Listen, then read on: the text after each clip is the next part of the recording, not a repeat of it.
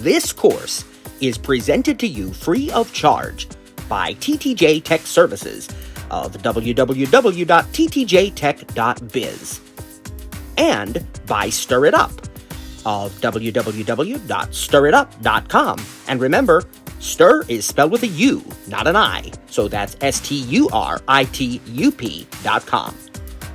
TTJ Tech Services and Stir It Up are pleased to offer this course to you, to the glory of God, and to the benefit of all those who listen.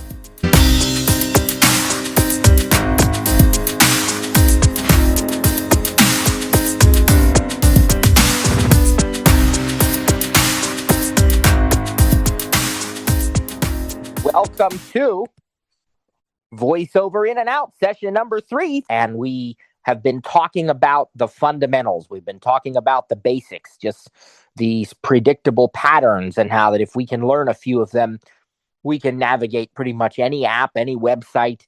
And this week, we're going to spend some time looking at a few different app configurations, app layouts, so we can start to understand these predictable patterns. Now, before we do that, we need to delve a little bit into the basics of the iOS device, the home screen and the various components to it. So last week we covered how to navigate with VoiceOver from setting up, or at least unlocking, not really setting up, but at least unlocking a device with Touch ID or Face ID, to how to move around on the screen. We talked about the one finger swipe to the left and to the right. We talked about also exploring by touch, which is, to tap on a random place on the screen, or maybe it's not random. Maybe you think you know where something is because somebody says it's in the upper right corner, and so you can kind of tap on that. And of course, we know that we double tap then to activate whatever it is that we've selected, and whether that is opening an app, whether that's selecting an item, whether it's entering a character on the keyboard. And so we're going to spend some time talking about the keyboard, probably in the second half of today's presentation.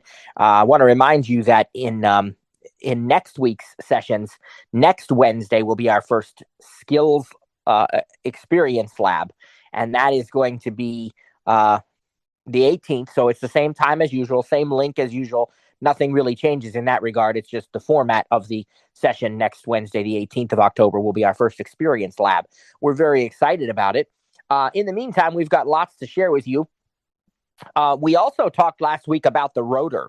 And remember that the rotor is your friend, as Trainer Cliff likes to say, because it contains a lot of advanced options for editing and navigating, and even sometimes changing settings. And remember, we can put 2 fingers on the screen and rotate them in an either counterclockwise or clockwise direction to change the rotor, what the rotor is set to. And then once we pick the item we want, we swipe up and down with 1 finger to adjust that setting, or to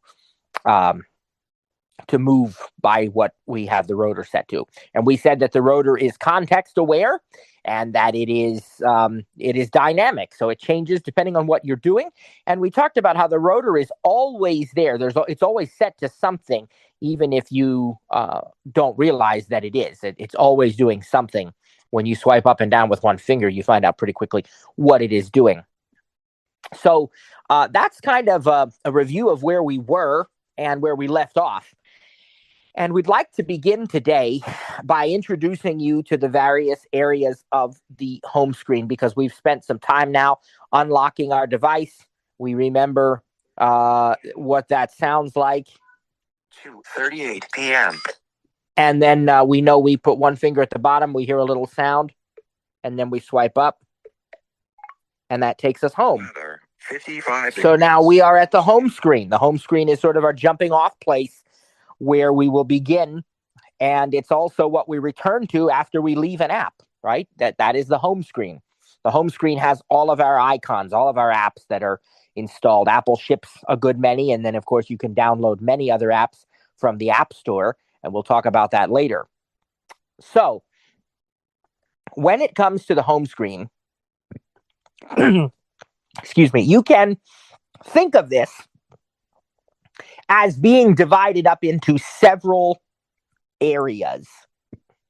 In other words, the home screen could best be thought of as being divided up into several components. And that just makes it easier to understand sort of what you're seeing when you are navigating the home screen. And so these components are what I like to call the main app area, or the icons, basically the app icons, the status bar, the dock, and the page selector. 4 basic areas. We can go beyond that and look at other things then. And if you want to really be technical, you could say that the widgets are a 5th area, but they're kind of not. They're kind of still in that app area because your widgets can work right alongside of your apps. So really that's the app icon. So we're going to say 4 areas. We're going to say the app area, or app icons, the dock, the status bar, and the page selector. I'm going to explain each of these and demonstrate them for you. For starters, let's talk about the app area, or the app icon area. This is where, when you install a new app, it gets added as another icon to your home screen. And of course, most of you know, because this has been true for decades now, since there have been graphical user interfaces, clear back to Windows 3.1 or 3.0, maybe, I don't know, or further. There were icons. An icon is a little picture or a little symbol that represents something, and your apps have icons as well. The icons might be a different color depending on what the app is. There might be a different color for each one. And it might also look like something familiar. Like if we have a phone icon, you might see a telephone keypad, or, you might see a music note for something. And these are our sighted users are going to benefit from this a lot. But also, as a voiceover user, it helps you to know some of these basic icons because, again, when you're working with sighted family, friends, and coworkers, you can better relate to what's going on, and they can better help you. And so trainer Rita did a document a couple years ago now, in conjunction with my mom and me. Actually, we did a document on all of the different icons at that time and what they looked like, and we sort of put them in a verbal description, right? As so that even if we are a voiceover user, we could understand what the icon looks like. Now, we might share that with you, but we're going to go back through it and make sure that it hasn't changed, because it's been a couple of years since we did that. So I'm going to check that out first. But we may distribute that, and it's just good to know. The words are there on the icons as well, but they're not the prominent thing. If you can see, what you're really going to be looking at is the color and the icon. The words are there, but that's not what grabs your attention. So this home screen has all these icons on it, and they represent the apps that you have installed. And as I said, Apple ships some apps. Those are what we call first party or native apps because they come from Apple. They're pre-installed. You don't have to keep them. You can remove them. I don't recommend that because I think you will lose out on some functionality that you might actually like. But it is possible to remove them, and it's possible to install third-party ones in their place. If, for example, you do not want to use Apple Maps, you can remove Apple Maps and install Google Maps. You can keep both installed too. You don't have to remove Apple Maps, but I'm just saying, theoretically, if somebody, thinks that this is all proprietary and they have no choice, that's not true at all. You can remove any of these Apple apps. And of course, then if you want, you can install third-party ones. Now, I don't recommend that. I'm a big fan of Apple apps. I'm all of the Apple apps, Maps, Music, all of them. I like them a lot, and I use them every day. And so, my preference is to keep them, but it's just pointing out that is available to you as an option. And then, of course, you can install either way. You can install many third-party apps from the App Store. There are millions of apps available in just about any category that you can think of. Many of them free, some of them paid, and some of them are like subscription-based, in-app purchase. You can unlock certain features for a fee. You can get some free. They call that freemium, not to be confused with premium, but free with an FR.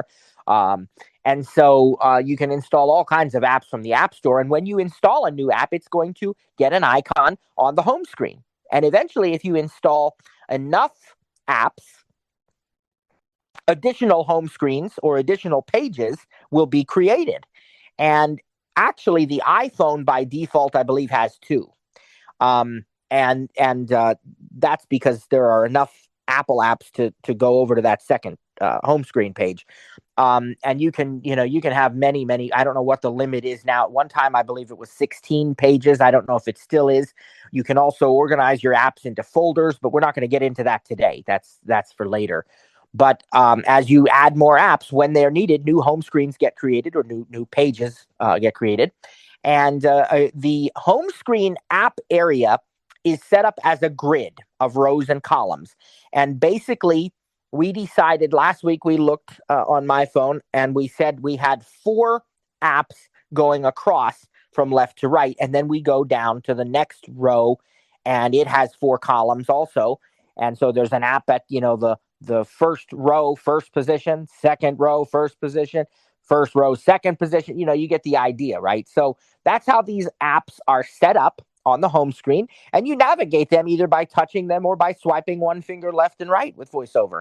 And it's that easy. And every time you swipe, you'll hear the name of an app. Now, I also mentioned earlier that widgets can live right beside your apps. And if you put widgets on a page, this can affect how many apps you're going to fit on there, because a widget might take up more than one position. There are 3 sizes of widgets, usually small, medium, and large. And so the benefit of the larger one is they display more information. The potential drawback is it's going to take up several positions on your home screen, and that's okay, but it's personal preference. To remind you what a widget is a little interactive, you might call it an applet, basically just a little thing that is providing real-time information and sometimes even a way to interact with that information. So, for example, I like to have the weather and I like to have the calendar up next widget that tells me my next event. And both of these I also have on my lock screen, because you can have separate widgets on the lock screen from what you have on the home screen. But you'll remember that I demonstrated that last week. I like to have the weather and I like to have the calendar on my home screen as well.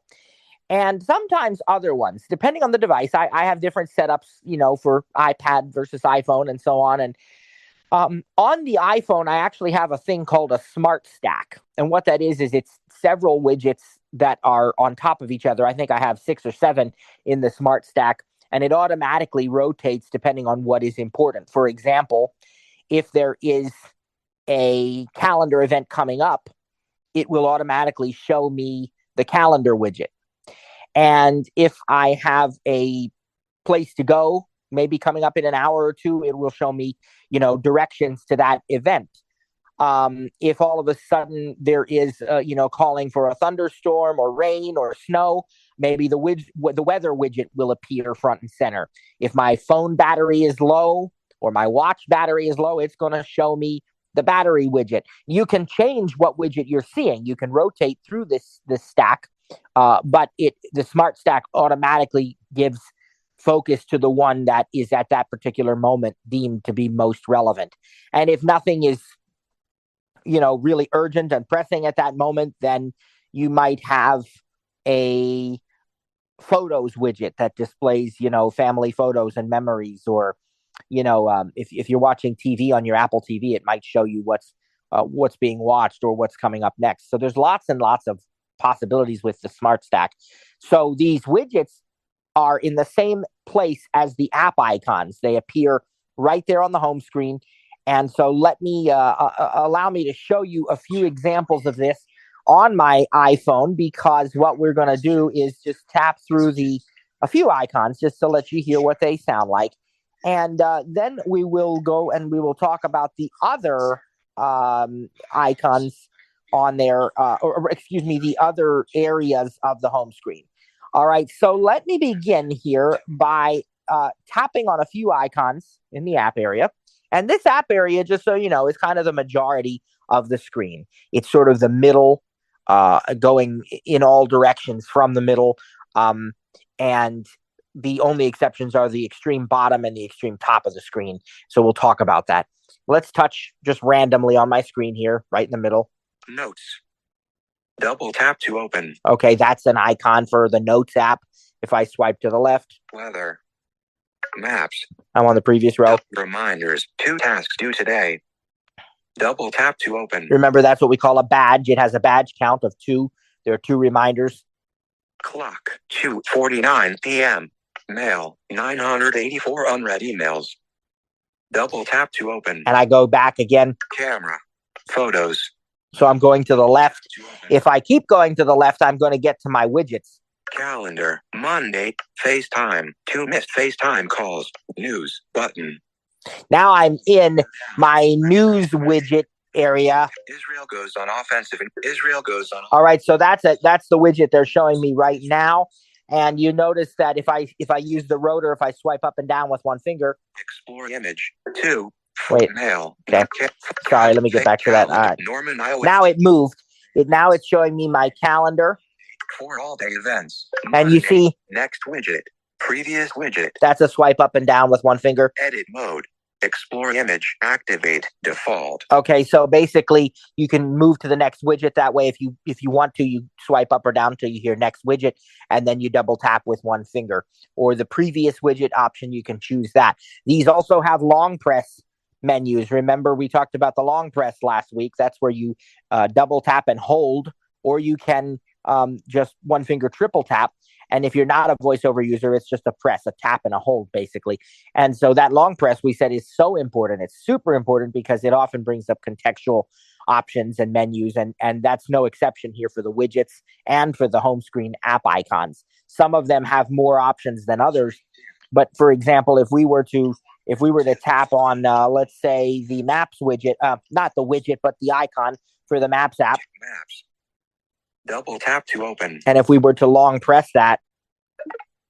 Mark my location button. Mark send my location button. Search nearby button. Edit home screen button. Remove app button. Dismiss context menu. Look at all those options we had just by long pressing the Maps icon. And you can long press widgets to make adjustments and setting changes to widgets. If, for example, you have the weather widget and it's showing a different location than you want to see, you can long press on the weather widget and you can choose your location that way. So these are things that are not available in the rotor necessarily, but are available in the long press. So always check out your long press menus as well.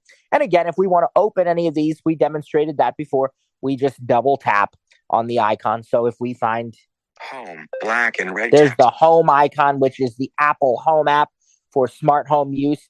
And if I just double tap on that, it's going to open it up. And basically, vertical line 4, home, basement, button. Now I'm in the home app, and I can see all my information here. Show climate, 67-74 degrees, button. Show security, no alerts, button. Show speakers and TVs, non-playing, button. Right, so I can look at my home app if I want to check and see specifically if the coffee maker's on. I can ask Siri, of course, but I also can find it here. And I know that the home app is set up by headings, so I'm going to turn the rotor to headings. Vertical navigation, headings. And we'll swipe down until we hear kitchen. Cameras, scenes, favorites, hallway, button, basement, bedroom 2, bedroom, entrance, entertainment room, kitchen, button, heading, and we'll black and red swipe text, to the right. Coffee maker, off, button. All right, good. So we remembered to turn off the coffee maker earlier, which I actually knew that, but I just wanted to demonstrate that for you. So now we can swipe up from the bottom to go home out of the home app and back to the home screen. So it is that easy to move around left and right, double tap, explore by touch, long press, rotor actions, all of these things that we've already learned in such a short amount of time. We've learned quite a lot, haven't we? Praise God. And we can see that it's easy to navigate the app area of the home screen. Again, they're set up as a grid, columns and rows, and your app icons and your widgets can live side by side. And they don't have to be like I have my widgets at the beginning of the home screen, or in other words, the top of the a particular page because that's where I like them. You don't have to do that. You can put a widget anywhere on the home screen with the apps. It doesn't have to be the first thing on the page. That's just how I prefer it. And again, when you set up a widget, you're going to be able to choose the size of the widget. And it's really important to make an informed decision about that, because if you want more information in the widget, you'll pick a larger widget. You just have to know that it may move your app icons to a later page or something, which again is personal preference. That's fine if you don't mind that. We're going to continue swiping right because I'm going to show you the next area of the home screen. Home, wallet, settings. Now here we go. Double tap to open. Search, page 1 of 8, adjustable. Activate to open Spotlight. Swipe up or down with one finger to adjust the value. Very good information. Lots of hints there. Now, what it said first is search, and it said page 1 of 8. I happen to have 8 home screen pages on my iPhone. It told us we can swipe up and down to adjust the value. What this is this is the page selector. Remember, I told you as you need more home screens or more home screen pages, they automatically get created for you when you need them. And so as we are navigating, it may be that we want to find an app that is on page 5. So one of the easiest ways, not the only way, excuse me, but one of the easiest ways to do that is to bring focus to the page selector, which is right after the last app icon here before the dock. If you want to find it by touch, I would suggest you take I'm holding the phone in my left hand, so I kind of have my thumb on the screen. I'd sort of take it from the bottom of the screen up a couple of inches, sort of right in the middle, and I might land a little bit shy of it, but we'll be pretty close. Home. Yep, I'm a couple icons off. Wallet. Just swipe to the right. Search, page 1 of 8. And there it is. And so it's pretty easy to find. Home. See? Search, page 1 of 8. Now that time I landed right on it. Okay, it was just a little bit lower, a little bit further to the right.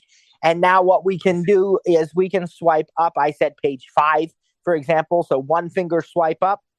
Page 2 of 8, page 3 of 8, page 4, page 5 of 8. And we're on page 5, and maybe I want a certain app on here.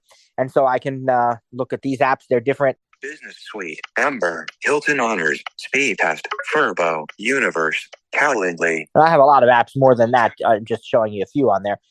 And if we want to go back, we can put our finger back on or swipe over to that page selector again, and we can swipe down with one finger instead of swiping up. And that's going to take us back to the previous page. There's also another way to do it as long as the focus is in the app icon area. If it's somewhere else, this is not going to work. But as long as you're on one of the main app icons, you can also do a 3-finger swipe. We haven't learned about that gesture yet because I'm not teaching you every gesture. Just, okay, this is 1 finger, this is 2 fingers, this is, because that doesn't make a lot of sense. We teach them as they become relevant. And so now we're going to introduce the 3-finger scroll gesture. There are 4 directions that you can move in: up, down, left, and right. Okay. And basically, when you are dealing with changing pages, it's 3 fingers to the left or 3 fingers to the right. 3 fingers to the left is going to take you to the next page, and 3 fingers to the right goes to the previous page. This is true in anything that has separate pages, like books, for example, in the Apple Books app when you want to read, or in other apps that use page setup. Your 3-finger scroll to the left and to the right will move you to the next or previous page. The 3-finger swipe up and down is for scrolling page by page within one long document, such as a website or a Pages document, a Word document, something where a PDF, where it's not separate pages like a book, but it's a scrolling setup instead. And so that's 3-finger swipe up and down. In this case, with the home screen, if we are on the app icons, I can take 3 fingers and move to the right, scroll to the right. Page 4 of 8. And it's taking me backwards. Sheets, Pizza Hut. Page 3 of 8, Wikipedia. Page 2 of 8, Freeform. Okay, so that's another way. Home, page 1 of 8. And now I'm back to page 1. So that's another way to do that if you don't want to have to find the page selector. As long as your focus is on the app icon area, you can 3-finger swipe to the left or to the right. Now, the page selector is our second home screen component, though. So you've learned about 2 now: the app and widgets area, the page selector. Now we're going to talk about the dock, because if we locate the page selector, that's the next thing we're going to run into as we swipe right. Search, page 1 of 8, adjustable. Now, before we talk about the dock, let me tell you that you noticed that it said search, and then it also said the page number. And you might remember it said activate to use Spotlight or something. Let me see what that hint said exactly. Adjustable. Activate to open Spotlight. Activate to open Spotlight. So we are not going to demonstrate Spotlight just yet. We will later, but it is a very good feature. And it allows you to search basically just about anything. You can search on your iPhone. You can search on iCloud Drive. You can search on the web. And so when you get a Spotlight search, it's just an edit field. And when you start typing, you'll find that above the on-screen keyboard, you get a whole bunch of search results.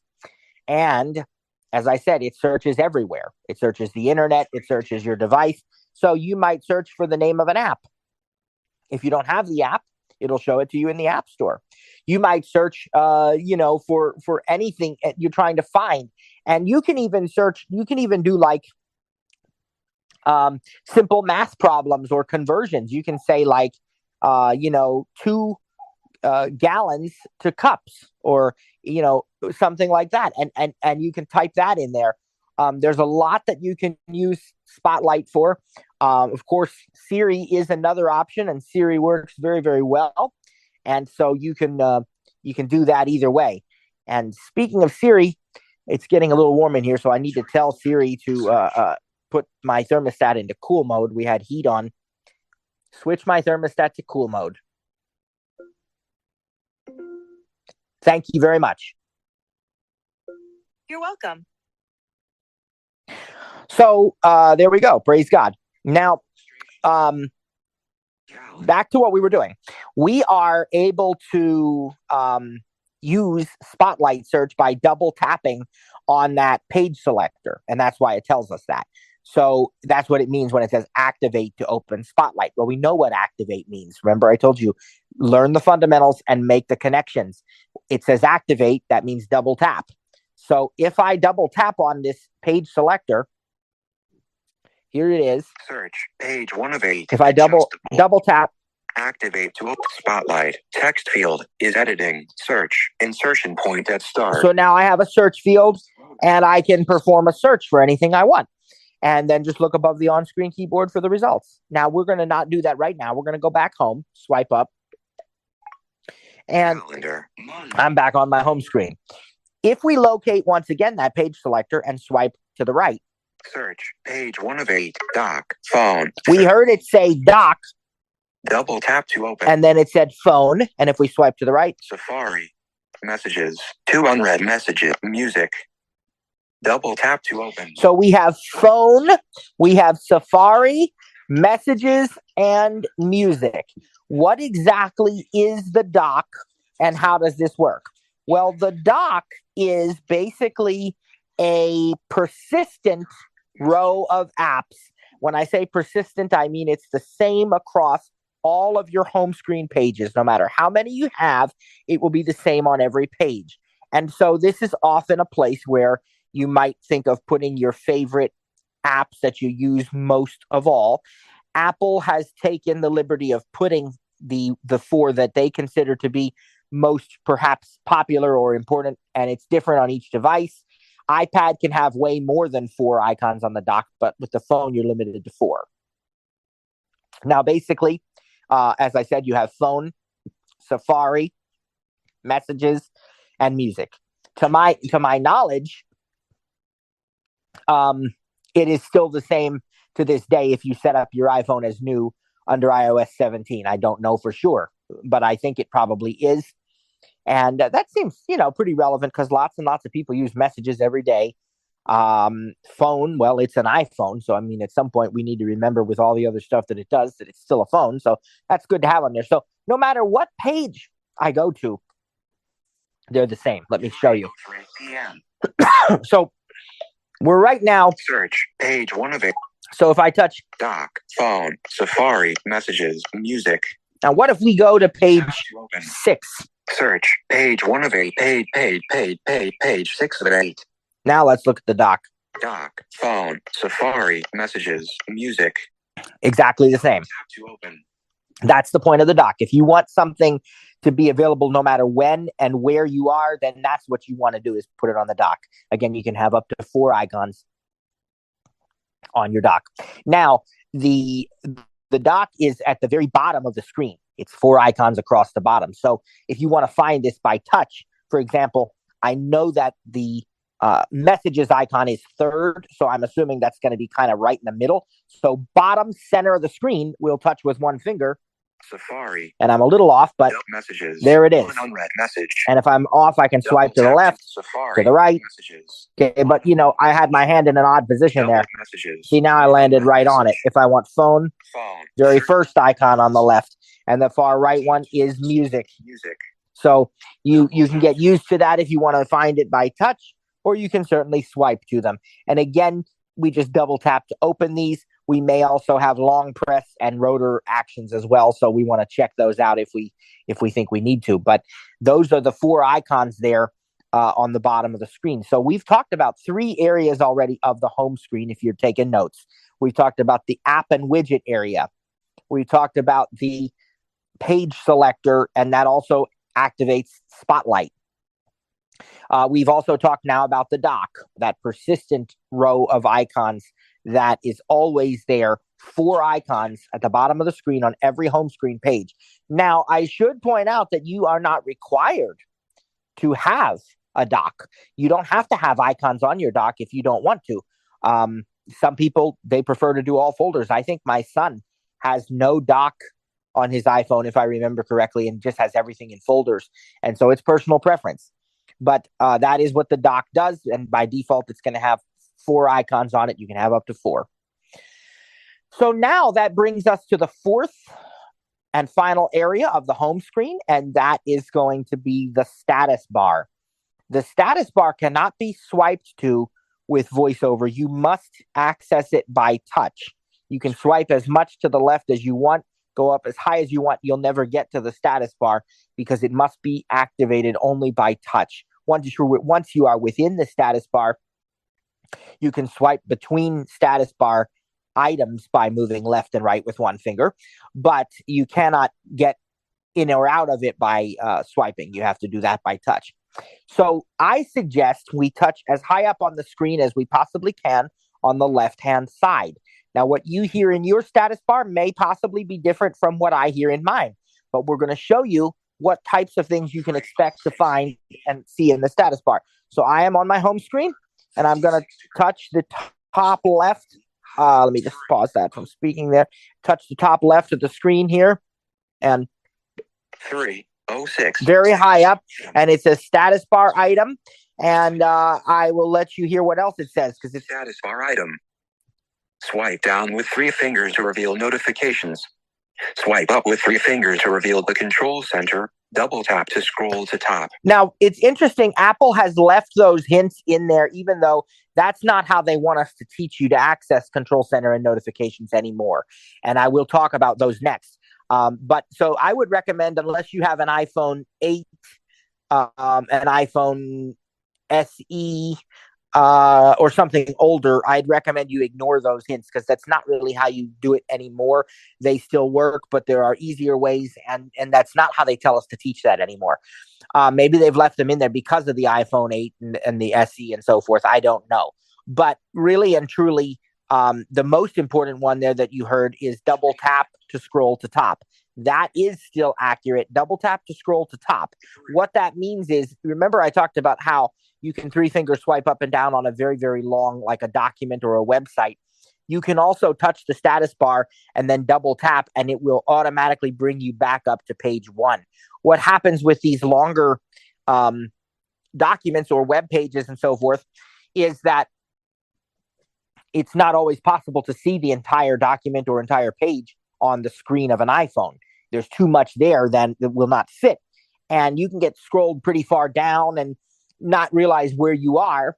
And with VoiceOver, it's sort of the same, because it's theoretically true that for those of you who are sort of veteran users, you may know this, that it's theoretically true that you can do like the 2-finger swipe down to read the whole thing, or you can tap near the top of the screen. You can tap with 4 fingers or whatever, but it doesn't always work if there's more on the page than what is visible. And so the way for both sighted and non-sighted users alike to make sure they get back to the very beginning, scroll to the very top, is to double tap in the status bar. Now, for a sighted user not using VoiceOver, you don't have to touch the status bar first. You can just double tap with 1 finger to scroll to the top. For a VoiceOver user, you do have to touch the status bar first and then double tap with 1 finger to scroll to the top. So that's a good hint there that VoiceOver gave. The status bar, what does it have in it? It has the time we heard at the top left of the screen. If we swipe to the right, let's see what else we have. Dynamic Island, empty. Actions available. Okay.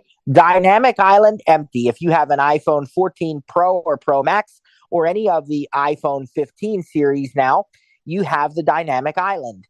The Dynamic Island is a place, it's sort of a pill-shaped area where you can see various activities as they're happening. Most often, when you're just sitting at the home screen, your dynamic island is probably going to be empty. But if, for example, we are playing music, or we're on a phone call, we're navigating with maps, maybe we're waiting for a food order, we're tracking sports scores, or there are different things that support this. I'll do one real simple example here. I'll use Siri and I'll ask her to set a timer. Set a timer for 3 minutes. 3 minutes starting now. Now I'm back on my home screen. ABC, Infuse, DXCOM G. What page am I on here? Disney. Let me see what page I'm on. I don't even know. Search. Docs. Okay, there we go. Page 6. Oh, I'm on page 6. Okay. So if I touch the top of the screen now, I got the time, and then Timer 2:38.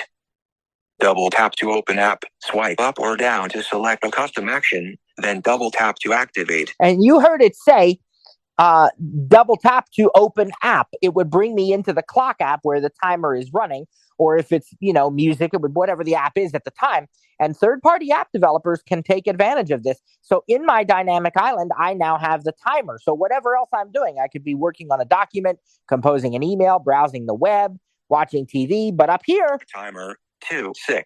I'm keeping track of my time at the same time while I'm in other apps. That's what the dynamic island does, and that's how it works. So you don't have to manually add anything to the dynamic island. It becomes sort of alive when it's needed. Otherwise, it's empty, and it remains empty until something else needs to make use of it. So when our timer goes off here, we will look in the dynamic island for the stop button, or maybe it'll be a notification. I don't even know. We'll see.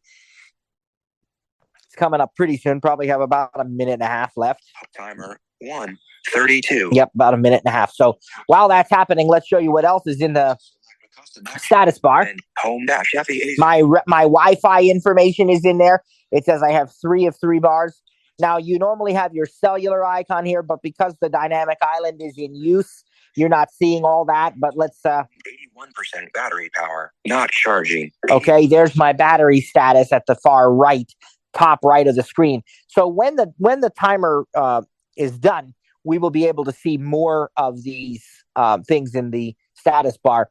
But that, because, as I said, there's something in the dynamic island right now that's sort of taking up extra real estate there. And that's okay. So when the timer rings here, in probably just about, I would say, 45 seconds, I'm guessing. 37 seconds. Okay, so just about a half a minute left to go. And when that timer rings, we're going to find the stop button near the top of the screen, and then we will show you the status bar without anything in the dynamic island. But I really definitely did want to show you how that works. It's a great feature and something I highly recommend making use of. I make use of it whenever I can. It's actually the reason I got the iPhone 14 Pro last year. I was still very happy with my 12, but that was the thing that really motivated me to do it, because I thought that's so cool that you have that, and it is. It's not disappointed at all. Okay. Repeat button. Dismiss button. Timer. So it's the dismiss button. Dismiss 3. Okay. 13. Now we've dismissed that.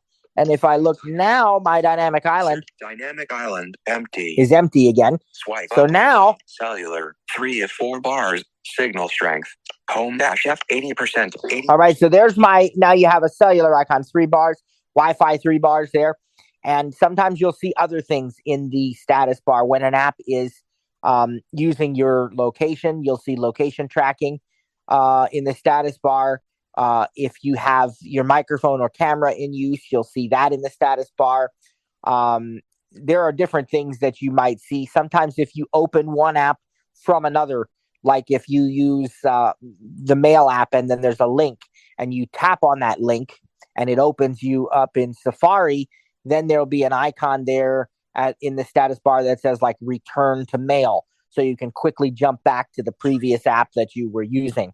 So there are lots and lots of things that can appear in the status bar. And again, it must be found by touch. So that is our fourth area of the home screen. To review, we have the app and widget area with all the icons in it. We have the page selector, which also opens Spotlight. We have the dock, that persistent group of icons at the bottom.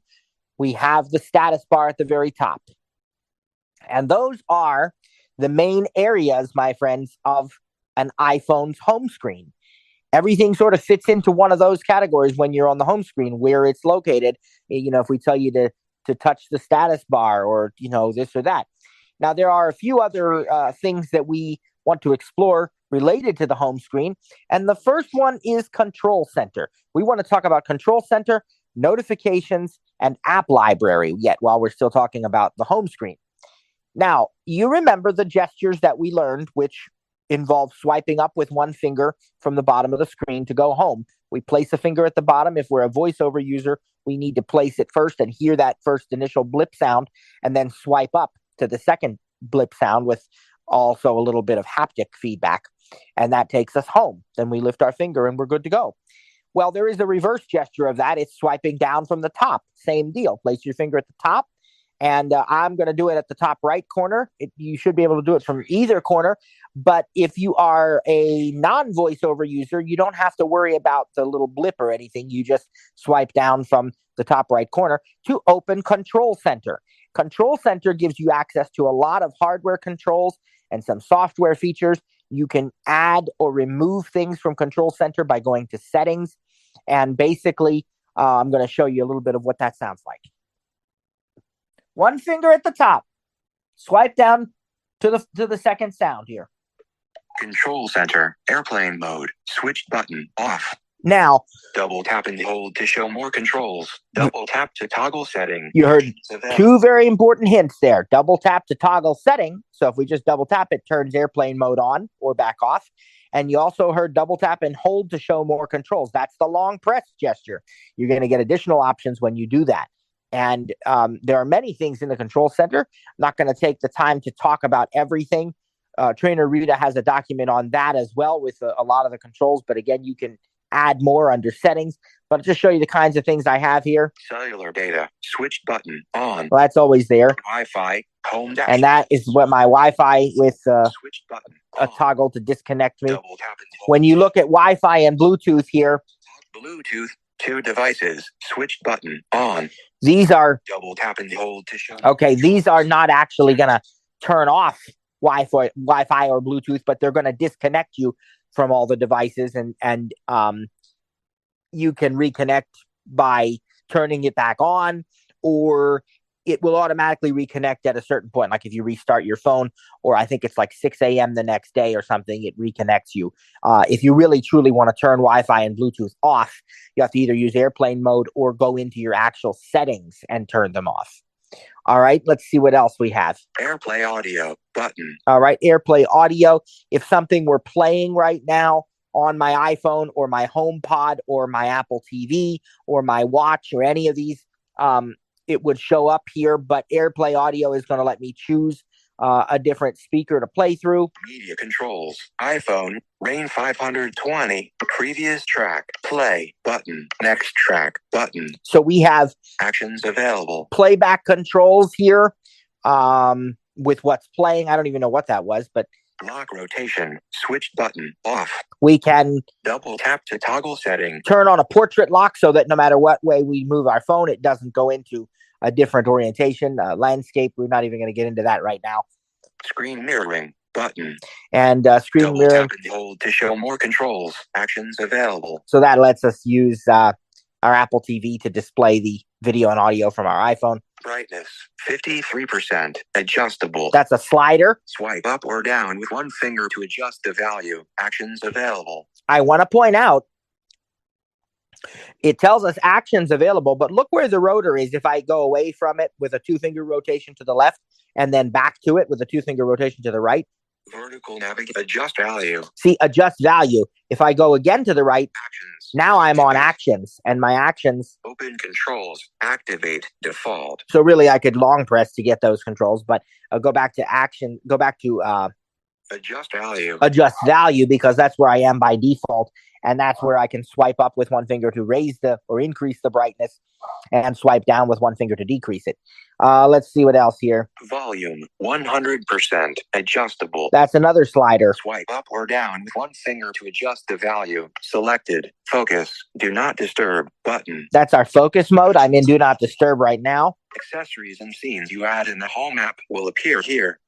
Hallway Lyric EB 2586. Garage main garage door. Living room LG Web OS. Hallway Christmas tree. Kitchen coffee maker. Entrance front door. Flashlight. Switch button. Off. All right, so we had a bunch of favorite accessories there for the home app. And then now my flashlight, which I can turn on and off with a toggle. And I think there's long press options there as well to change other aspects of the light. And to the right here, flashlight brightness off, adjustable. We can adjust the brightness, up or down, but finger to adjust the value. The flashlight is the flashlight is completely off right now. But if we had it on, we could adjust the brightness level of the flashlight here. Apple TV remote button. There's my Apple TV remote. Tap in the old code scanner button. QR codes. Music recognition button. Okay. Ping my watch. Switch button. You can ping your Apple Watch to find it. Quick note button. Make a quick note. Screen recording button. And you can make a screen recording. Those are all the ones that I have in Control Center. I'm going to go home, swiping up from the bottom.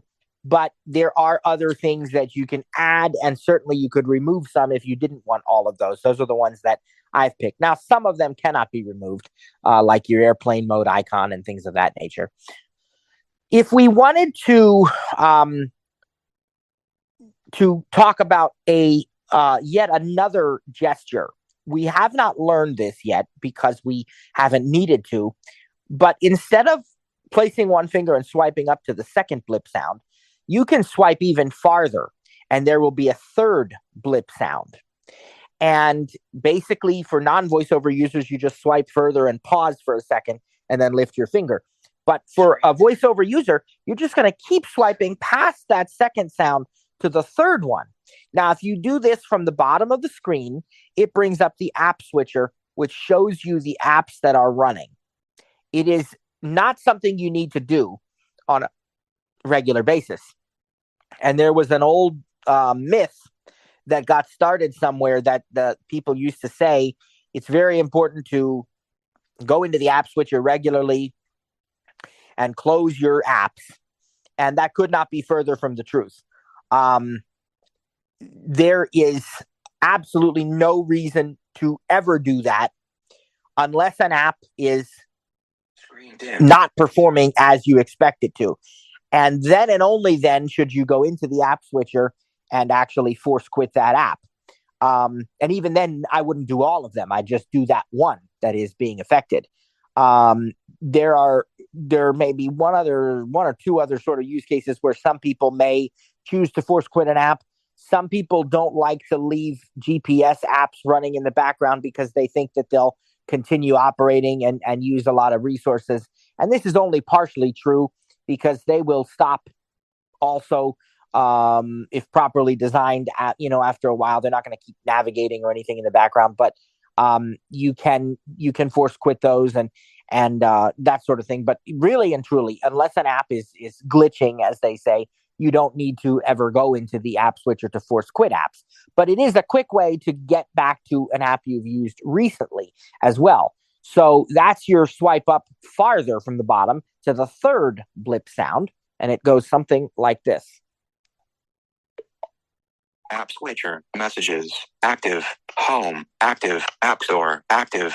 So if I want, swipe up with 3 fingers to close the app, swipe up or down to select a custom action, then double tap to activate. Swipe up with 3 fingers to close it. The custom actions, though, also. Close app store, activate, default. That would also work.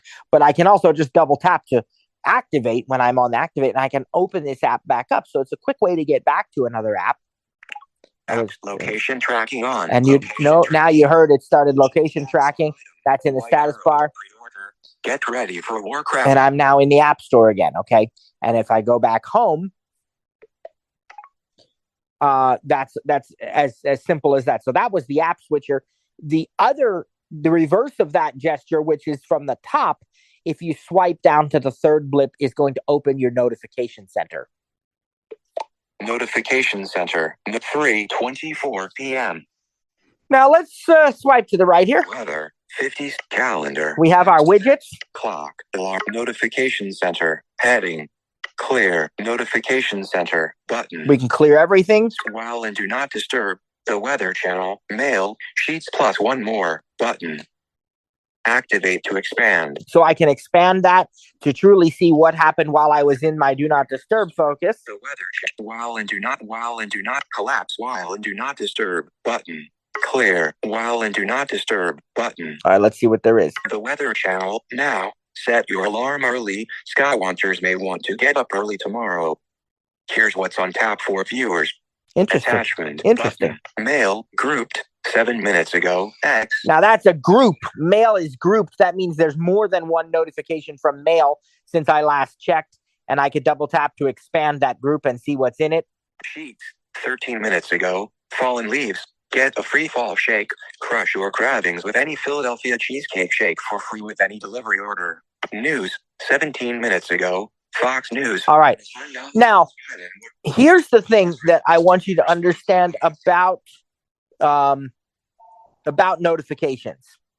So let me just do one real quick. Okay, never mind. We're good.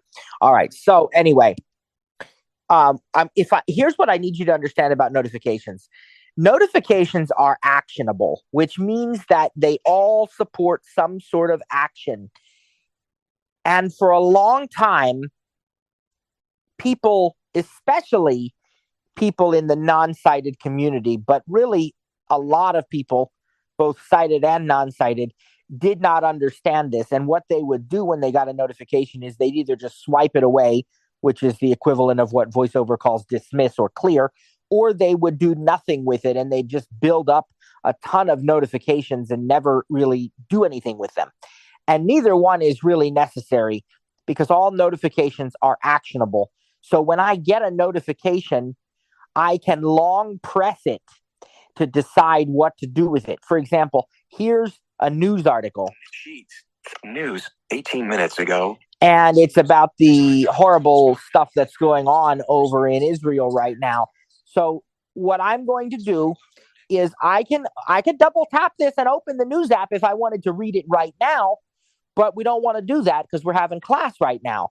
So I don't want to just double tap it because if I do, it's going to open the news app and I'll read it. But I also don't want to just let it sitting there because it may get lost in the shuffle if I get a bunch more and whatever else. So here's what I want to do. I want to long press. Okay, you remember the long press gesture on the news notification. 19 minutes ago, Fox News, red story, button. Brings up a menu. Preview, now, red story, button. Read story. Save for later, button. Dismiss context menu. And dismiss. I'm going to say save for later. Save for later, save for later. Sheets, calendar. Now, because and here's a notification in my calendar reminding me about Tuesdays with TTJ tomorrow. Calendar, tomorrow, 2 p.m. Tuesdays with TTJ, tomorrow, 2 p.m. Bus 0 to web. That one I will just clear. Clear. Because I'll get another notification about that later. And you can deal with them this way. So if I get a reminder, I can long press it and tell it to mark the reminder as completed, or to remind me again in an hour or tomorrow or whatever I want to do. And if I get a message, I can reply to the message right from here. So there are lots and lots of options, but understand that notifications are actionable. And we're going to spend time talking about how to deal with notifications that come in while you are actively using your phone, because they'll typically come in as a nice little banner at the top of the screen. And if you touch that banner, you can hear the notification and you can actually do these same sort of actionable options and long press and so forth. But we're going to get to that. But for now, I just want you to understand that notifications are actionable.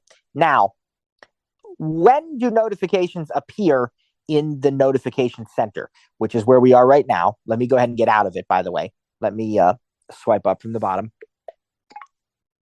Schoology. All right, and I'm back on the home screen. So when do notifications appear in Notification Center? They appear in Notification Center if you don't do anything with them when they immediately pop up. All right, so if your phone is locked, the notifications will appear on the lock screen. They'll also appear in Notification Center unless you take action on them from the lock screen. When you're actively using your phone, the notifications will appear as a banner near the top of the screen. And if you make use of them, if you perform an action on them, even if that action is to clear them, but whatever the action is, then they will not show up in Notification Center. Now, I've been actively using my phone. Why did my notifications show up in Notification Center? Well, it's quite simple. It's because I have my phone on a focus mode, do not disturb, which means I'm not seeing the notifications. They're not popping up right now. That's intentional because I'm teaching. So it's performing exactly as I want it to perform, praise God. When I get out of Zoom, then my focus mode will go off and I will again see the notifications as they appear. They'll pop up as banners near the top of the screen. Because I didn't see them, or if I had seen them and not done anything to them, they would go to Notification Center. Now, as soon as you open the app that generated the notification, those notifications are going to disappear. So they're not going to stay in Notification Center once you've opened the app. So remember that, because that is a way to not get confused. Well, where did that notification go? I know I had it here earlier. Well, you opened the app, and so now you don't have the notification anymore in Notification Center. All right, so the notifications appear when the phone is in active use as a banner, but again, we're in a focus mode, so they're not appearing except for the ones that are considered time sensitive. If I had a message from a family member, that would come through. If I had a weather alert, that would come through. And the thing is that you can customize what is important for each focus mode. You can customize so much about notifications. That's not a thing for today, but we are going to take one of these upcoming sessions. I think it might actually end up being a Wednesday experience lab, truthfully. And we are going to show you just how many, there's so much that you can customize with notifications, the way they come in. You can customize your focus modes. You can have focus modes that automatically start. That's in my opinion, the best. Like, I didn't have to remember to turn Do Not Disturb on, because as soon as I opened Zoom, the Do Not Disturb focus automatically activated.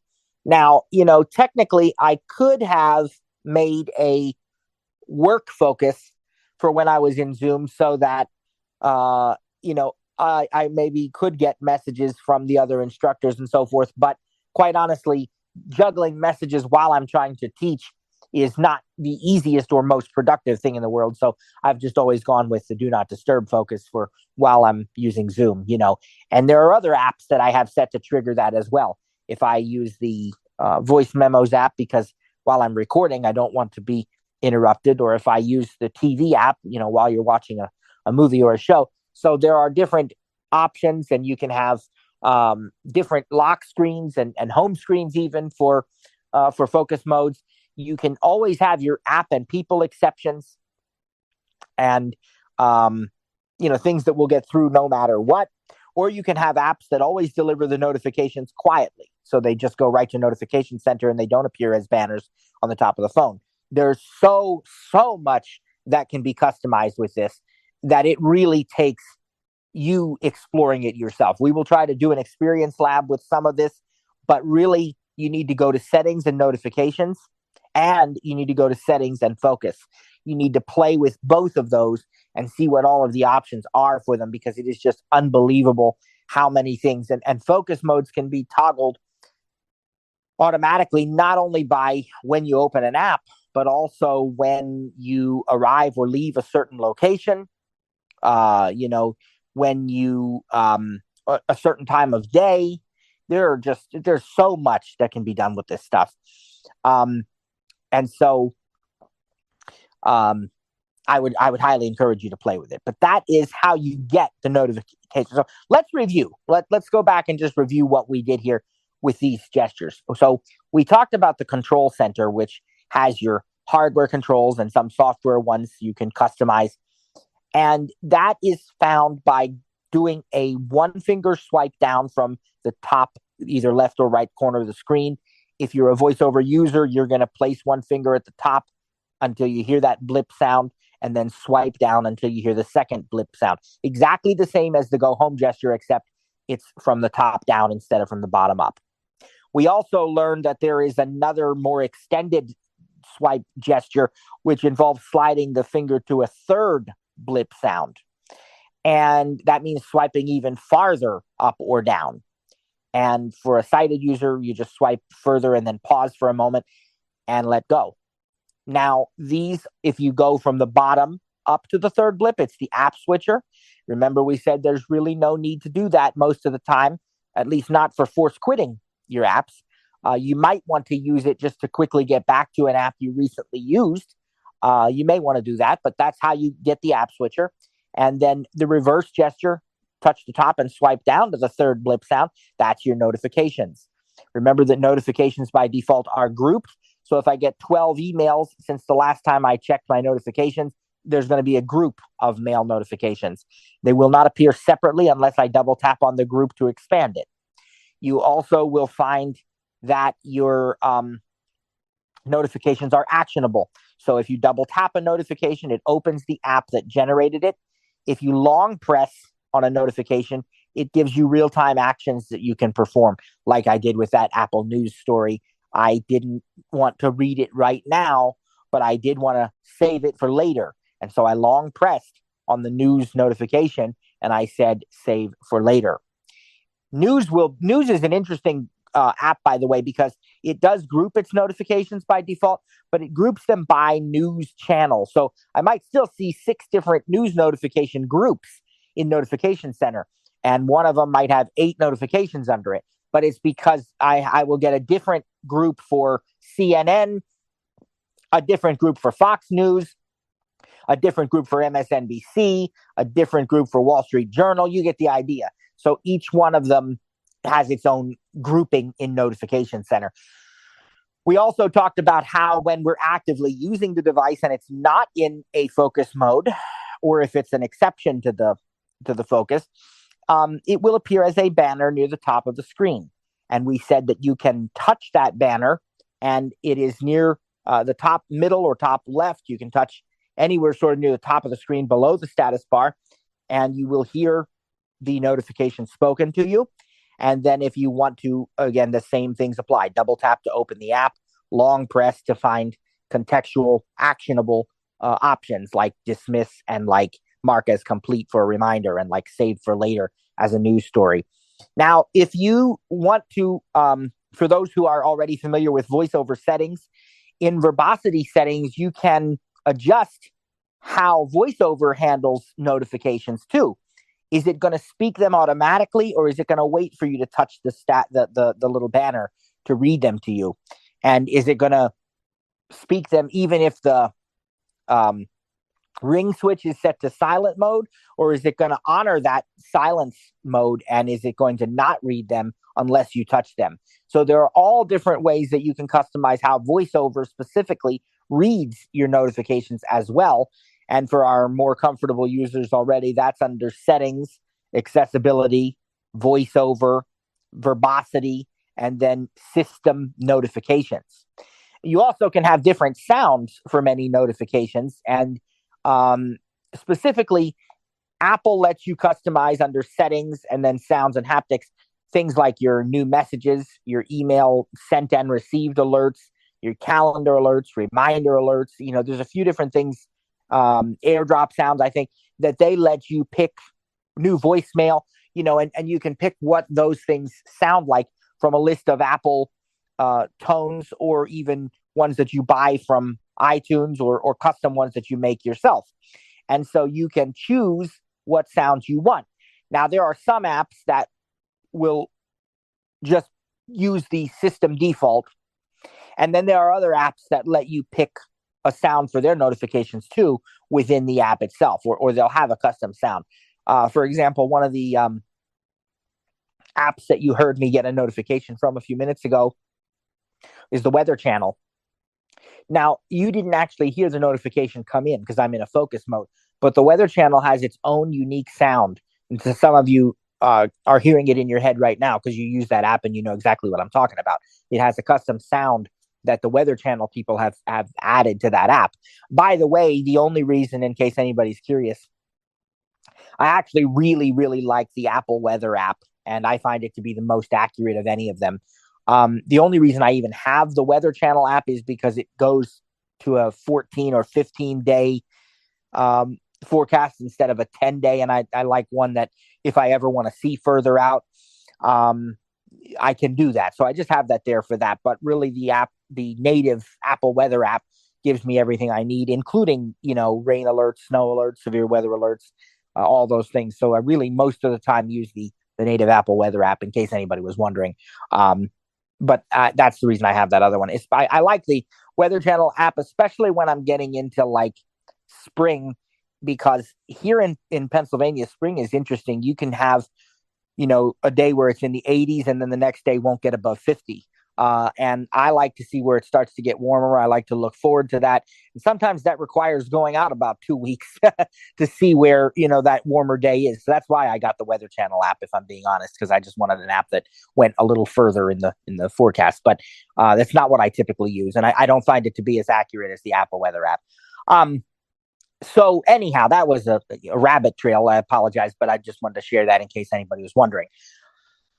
So that is a bit about notifications. And what I was saying there most recently was that the reason I brought up the Weather Channel is because it has its own unique sound. And there are others like that, right? Different apps that you may have that you'll find have a sound that the developer has included instead of the system default. And this is not always customizable.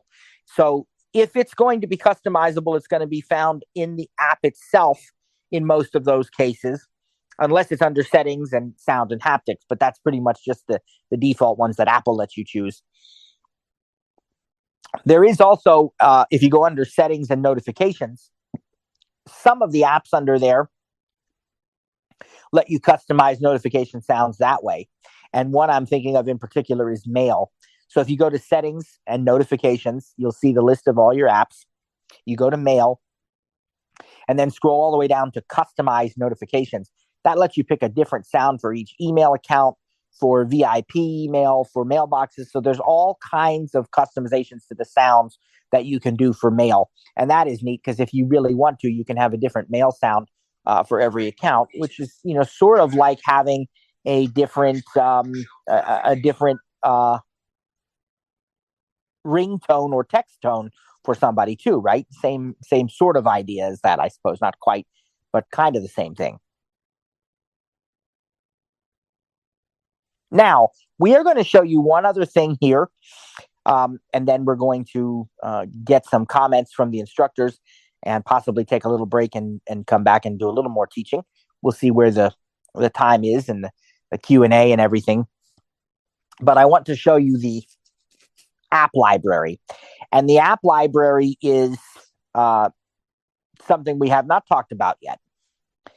The app library is another way to find your apps. So if we think about the different ways that we can access an app on our iPhone, we can use the home screen, navigate to the app. If it's on a later page, we have to swipe or, change the page to get to page 8 or page whatever it is on. And we can find the app and we can double tap it, right? That's probably the most basic way to do it. Or we can also use Siri, right? We can say something like, if we want to launch the McDonald's app, we can say open McDonald's or launch McDonald's, and it'll open that for you as long as you know the name of the app. We can also use Spotlight. Now we learned we can search for the app that way by name. But there is another way that specifically deals with our apps, and it's called the app library. It is located after all of these other pages. It is located after, in my case, page 8, if we did one more swipe after that. So let's go and do that. Let's go here. Search page 6 of 8, page 7 of 8, page 8 of 8. One more time. Showing app library, search field. Now, double tap to edit. The first thing we find at the top is the search field, so we can search for an app by name. We're going to find categories here if we swipe to the right. Suggestions, App Store, Find My, Walmart, Finity, recently added, Canary, Thief Puzzle, Kick the Body, recently added folder, 8 apps, Social, Messages, Messenger, Facebook, Social folder, 6 apps, Utilities, Safari, Settings, Home, Utilities folder, 25 apps. I'm not sure if you're picking up on the pattern here, but what it does is it gives you a category, and with the exception of the first one, it has only 3 apps in each category, and then it gives you the folder, which has all of the apps that it thinks go into that category. I want you to understand, if you're somebody who has created custom folders on the home screen, this may not match that, because with custom folders, you can call them anything you want to call them, and these are based upon their App Store category. All right. These are not based on your customized folders. So when it says utilities, that may not be what your utilities folder on the home screen looks like, right? It's what it actually views as utilities based on the App Store category. So you're seeing 3 apps and then the folder to see the rest of the apps in that particular category. And that's the way the app library is set up. But my favorite part of the app library is the search field, for 2 reasons. So if we go here. Suggestion, app library, search field is editing, app library, character mode, insertion point at start. Now, obviously, I have a keyboard down here.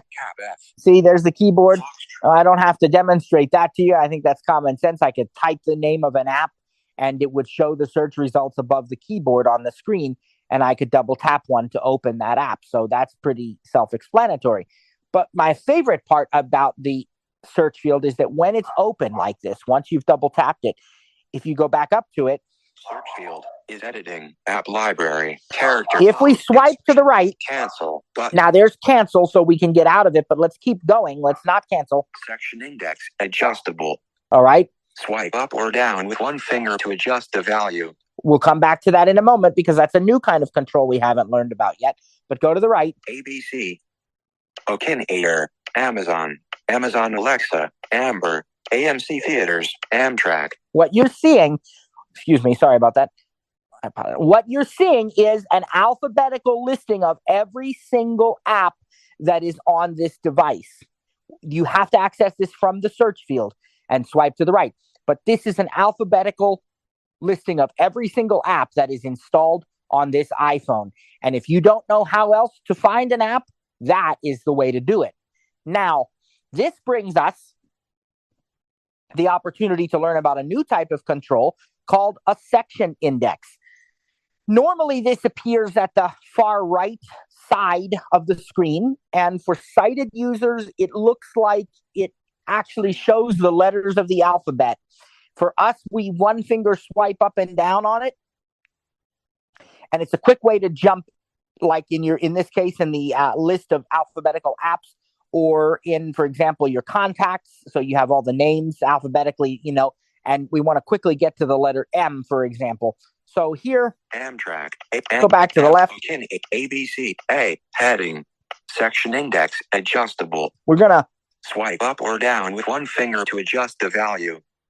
I want to find the Messages app, which I know starts with M.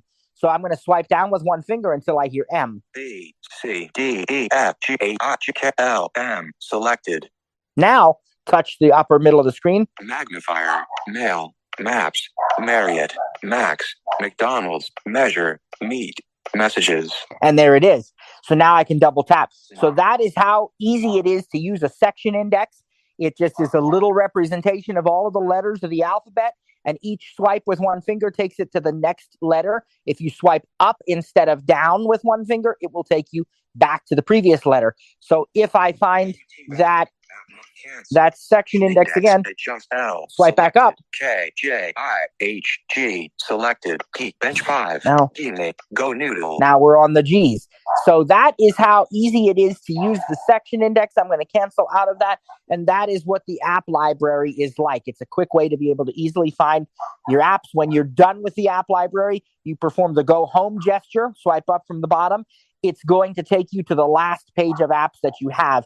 So in my case, you'll notice that search page 8 of 8. It puts me back on page 8, and then I can go wherever I want, but it puts you back onto that last page.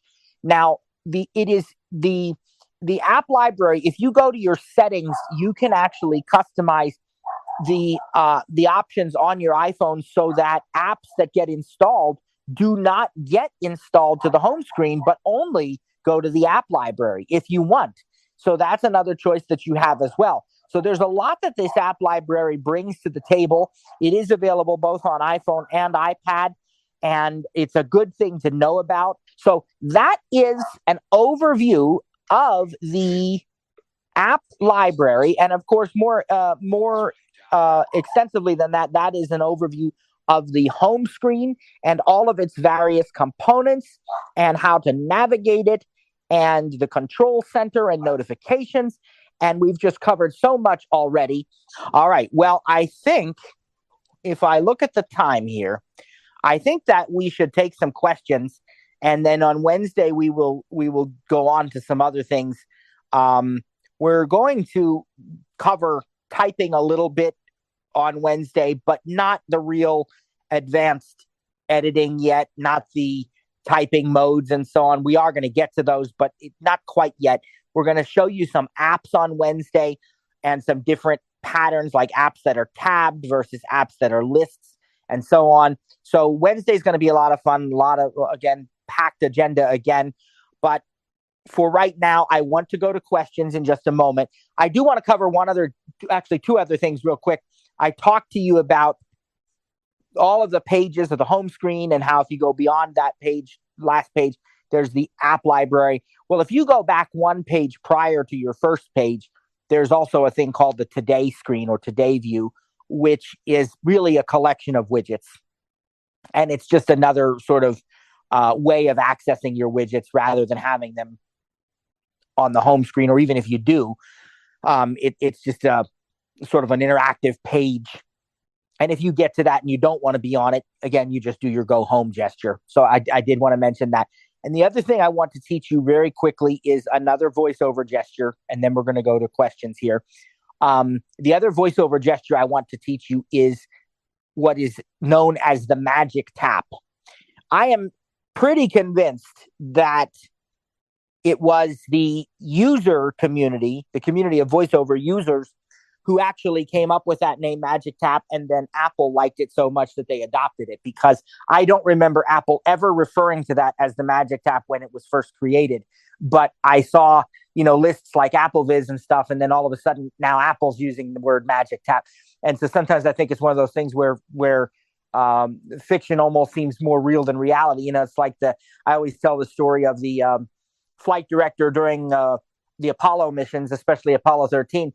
He became known as saying failure is not an option, because in the Apollo 13 movie, his character, played by Ed Harris, said failure is not an option. Well, he never actually said that. He believed it. It was definitely his mantra, but he never actually said those words. But he liked it so much when he saw it in the movie that when he wrote his autobiography, he titled it Failure is Not an Option. I think that's kind of what happened with the Magic Tap. But either way, whoever it was that came up with it, it is performed by doing a 2-finger double tap on the screen, and it's just for voiceover users. There's no Magic Tap for non-voiceover users. But when voiceover is on, you can perform a 2-finger double tap on the screen, and it kind of performs the most common actions in given apps. For example, if you receive a phone call, you can answer that call or hang up from that call with a two-finger double tap. If you are not doing anything else, it's going to default to music playback. So your magic tap will start and pause music playback. It also can be used when you're in an edit field to start and stop dictation. It can be used to pause and resume recording of a voice memo, or stop and start recording of a voice memo. Music playback, podcast, video, again, answering phone calls, ending phone calls. So just try that out sometime, play around with it a little bit, explore it.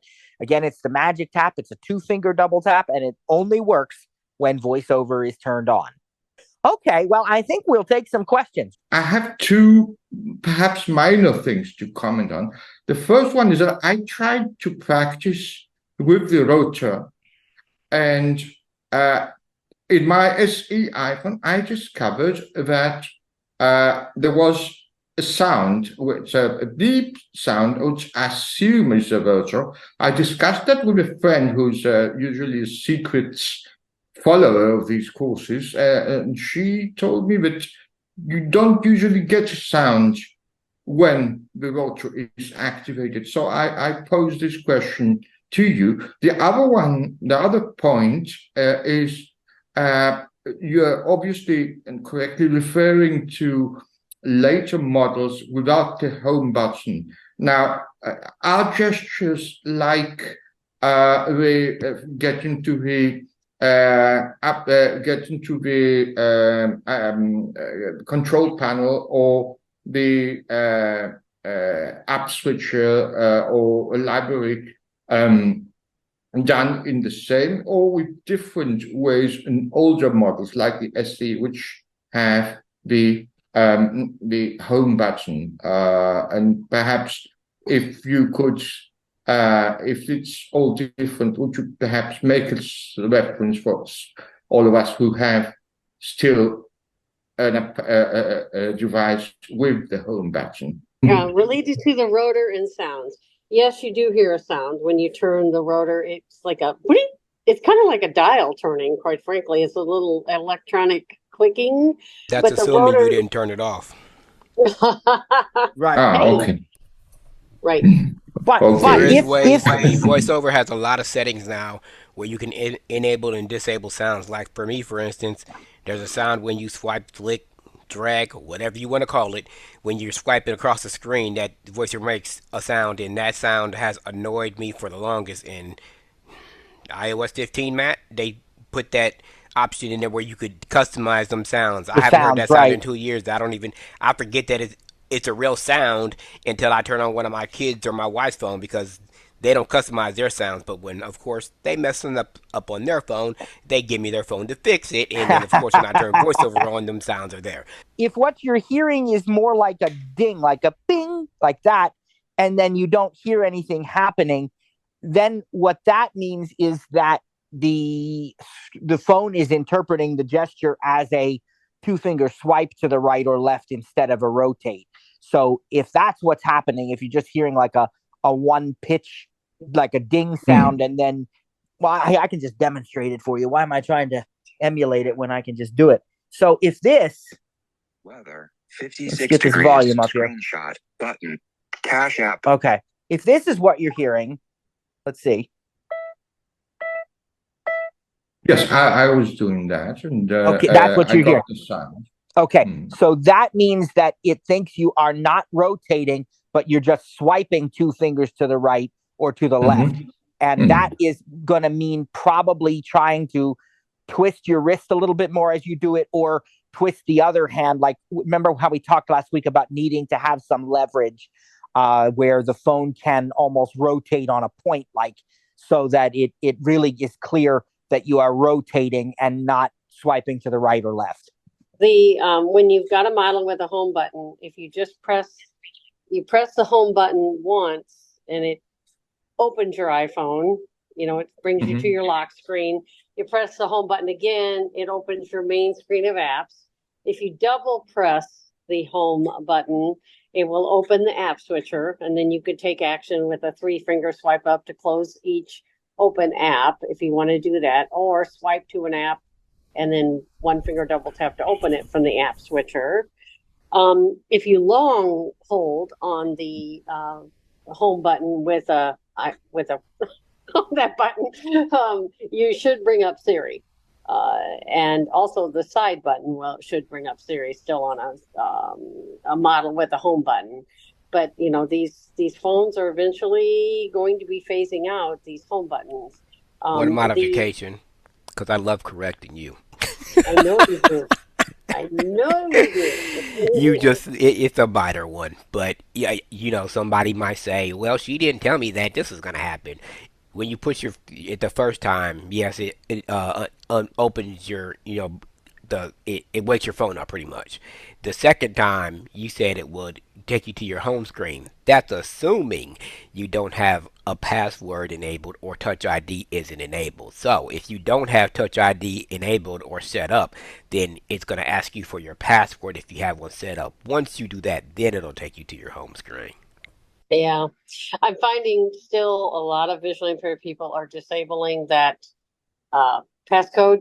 Yeah, they are, and that's really not a recommendation that I would go with, especially because if you lose your iPhone, leave it laying somewhere, somebody, for whatever case may be, has too much time on their hands, thinks that they want to swipe a blind person because it'll be funny, your data's breached. Now, I don't agree with it very often, but that's when I definitely agree with. You should at least have Touch ID or a passcode set up on your phone too, and not a 4-digit one either. I recommend a 6-digit one, or there's even the option, some people might not know, that you can set up an alphanumeric password. You can have letters and numbers, characters for your password.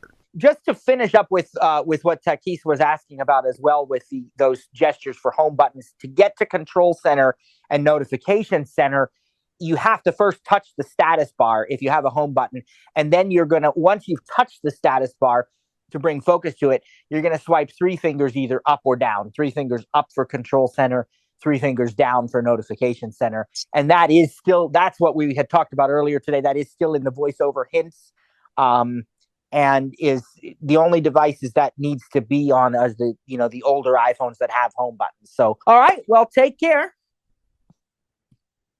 We'll be talking to you later.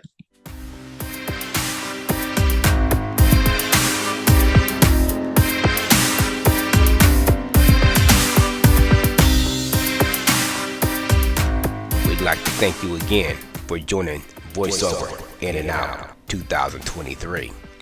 Didn't get your question answered? Need additional training? Send us an email at support@ttjtech.biz or support@stiritup.com. And remember, stir is spelled with the U. That's STURITUP.com. I'm Trainer Cliff. Thanks for joining us, and see you next time. God bless.